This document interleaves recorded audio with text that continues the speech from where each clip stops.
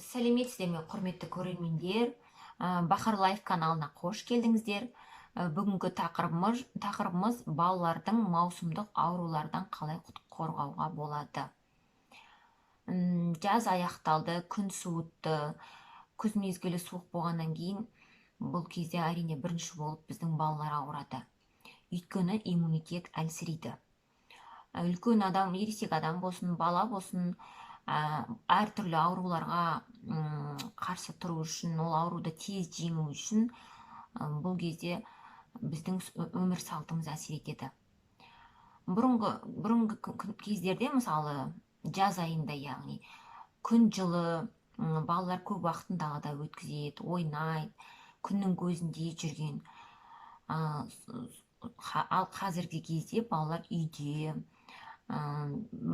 балабақшада, мектепте, көбінесе одан қалса телевизордың алдында отырады, ойындар ойнайды, компьютер. Көбіне бала жабық бөлмеде уақытын өткізеді. Сондықтан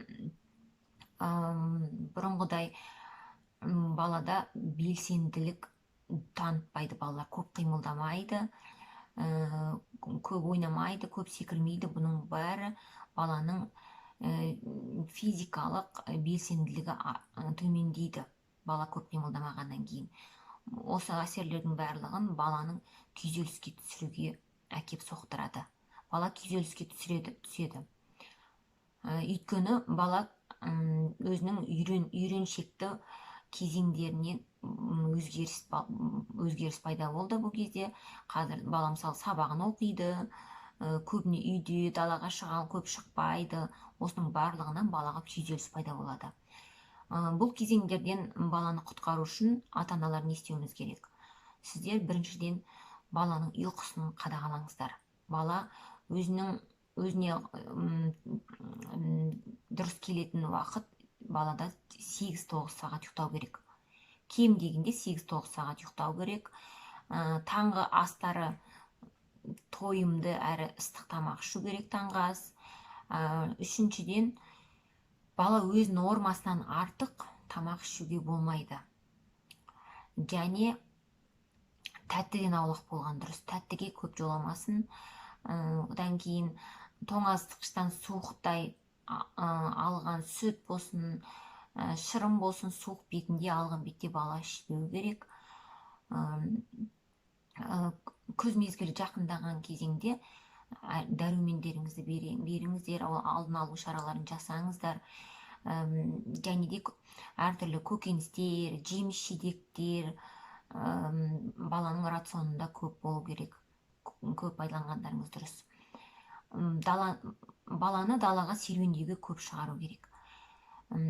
Серуендеуге шыққанда киімдеріңіз өте ыңғайлы, балаға жылы, тоңқамайтын киіну керек, ыңғайлы, және денесін қысып тұратын, тоңдыратын, терлететін киім емес, ыңғайлы, өзіне жылы киім кигізіңіздер.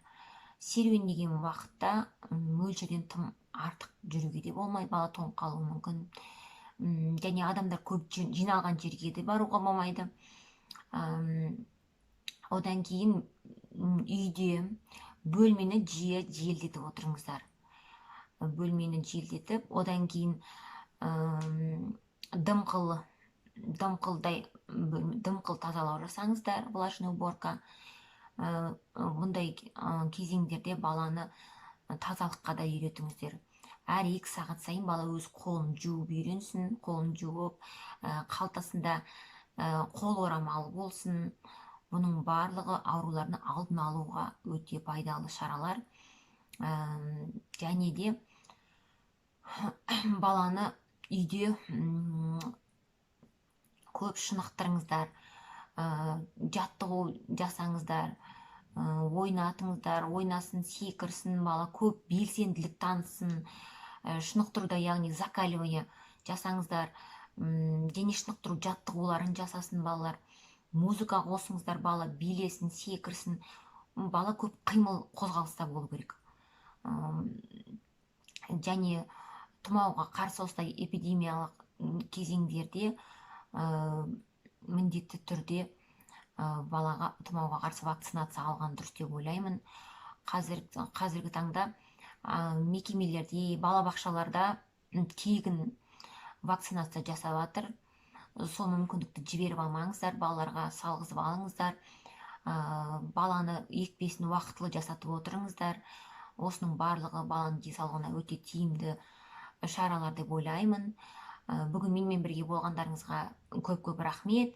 Менің каналыма тіркеліп, қоңырауды басып, осылай менімен бірге ақпараттарды сіздермен бөлісіп отырамын. Менің бағдарламаларымды, менің видеоларымды жіберіп алмаңыздар.